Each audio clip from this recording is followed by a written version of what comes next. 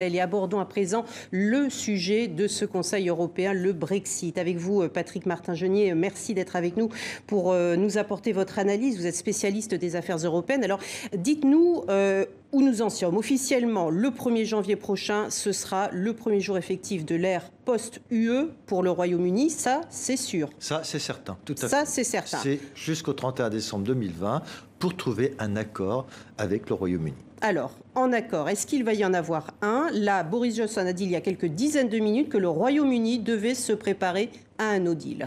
Oui, parce que le Brexit, les négociations prennent un tournant absolument dramatique ce matin, parce que depuis quelque temps, on le savait bien, Boris Johnson, son équipe rapprochée, sa garde rapprochée, Michael Gove notamment, ne voulaient pas négocier. C'est-à-dire que Boris Johnson, depuis 3 mois, quelques mois, avant même les vacances, a dit qu'il fallait avancer pour trouver un accord. Mais en réalité, sur le terrain, c'est-à-dire dans les équipes de négociation, David Prost, son délégué, son représentant, n'a pas avancé d'un iota dans ces négociations. On n'a pas avancé sur quelques sujets que ce soit donc les négociations, que ce soit les subventions aux entreprises ou la pêche. On n'a pas du tout avancé. Et par conséquent, on sentait bien qu'il n'y avait pas de volonté d'avancer, mais qu'on tergiversait jusqu'à ce que Boris Johnson attende de la part du Conseil européen une main tendue qui n'a pas été tendue du tout hier. Effectivement, et Bruxelles le dit, là je le vois sur l'agence France Presse, maintient son intention de négocier à Londres la semaine prochaine et se montre totalement déterminé. Justement, je voulais vous demander, est-ce que le blocage de la négociation est-il aujourd'hui plus d'ordre technique ou politique, selon vous? Il y a une part toujours de tactique, mais de mauvaise foi également chez Boris Johnson depuis le début. Il y a une part de tactique en disant si nous allons rompre les négociations.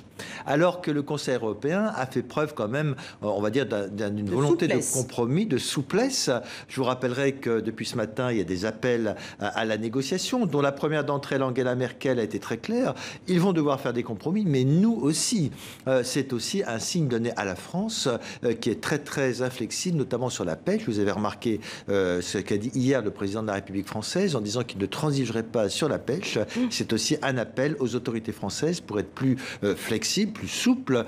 Et Michel Barnier, ce matin, a réitéré sa volonté, en effet, de continuer à négocier. Donc, on peut dire effectivement que c'est le dernier avertissement d'une part de l'Union européenne et que Boris Johnson essaye de pousser son avantage jusqu'au dernier point, car il y a bel et bien une échéance, c'est environ le 15 novembre, parce que il ne faut pas oublier que le Parlement européen dont on vient de parler... Il faut encore le transcrire en droit européen. Le transcrire en droit, mais surtout autoriser le Parlement à le ratifier. Et ça, il n'y aura qu'un mois après pour ratifier cet accord. Est-ce que vous avez l'impression que Boris Johnson agit pour renforcer l'intégrité de l'Union européenne ou simplement pour se montrer dur vis-à-vis de l'Union européenne, pour montrer que c'est lui qui tape du poing sur la table et que ce n'est pas l'UE qui va le faire baisser les chines? Vous savez, j'ai quelqu'un qui est très inspiré par Churchill, donc il va dire que c'est lui l'homme providentiel, et comme Winston Churchill pendant la guerre, c'est lui qui va imposer sa volonté, et en réalité, il est coincé politiquement, parce qu'il s'était engagé auprès de ses électeurs à sortir,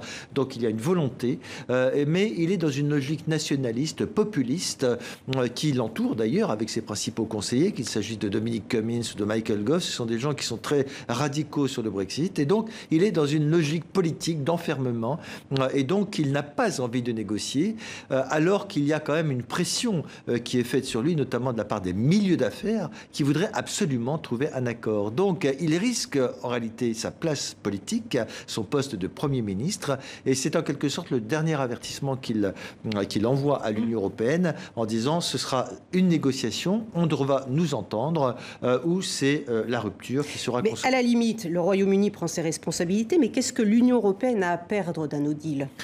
Vous savez, tout le monde a à perdre d'un no deal, notamment sur la libre circulation, car la France a beau dire que nous sommes prêts à donc contrôler les marchandises. Effectivement, ce qu'a dit hier Charles Michel, c'est que si ce qui est en cause, c'est l'intégrité du marché unique. On ne peut pas se permettre de laisser rentrer les marchandises comme ça. Donc nous allons recruter des douaniers supplémentaires, mais cela risque de créer un véritable chaos, non seulement au Royaume-Uni, mais aussi des difficultés en France, car il ne faut pas oublier que nous allons aussi devoir exporter. et qu'il y aura effectivement des contrôles sur les marchandises qui partiront vers le Royaume-Uni. Nous avons tous intérêt à avoir un... Et les marchandises qui circuleront aussi au Royaume-Uni, même avec le mais là, problème ça de va être frontières. une véritable catastrophe pour le Royaume-Uni, car on n'a toujours pas réglé les frontières entre l'Irlande du Nord et l'Angleterre, mais aussi au sein même de l'Angleterre. Vous savez qu'on est en train d'introduire là-bas une sorte de permis pour entrer dans le Kent, qui est la région frontalière avec l'Union européenne, car il y aura des milliers et des milliers de camions qui vont se précipiter et qui risqueront de ne pas passer. Donc il y a aussi beaucoup d'interrogations encore au niveau de la politique britannique sur cette gestion du Brexit. Tout à fait. Merci beaucoup Patrick Martin-Geniez. On aura très certainement l'occasion de vous revoir sur ce plateau. Merci à vous.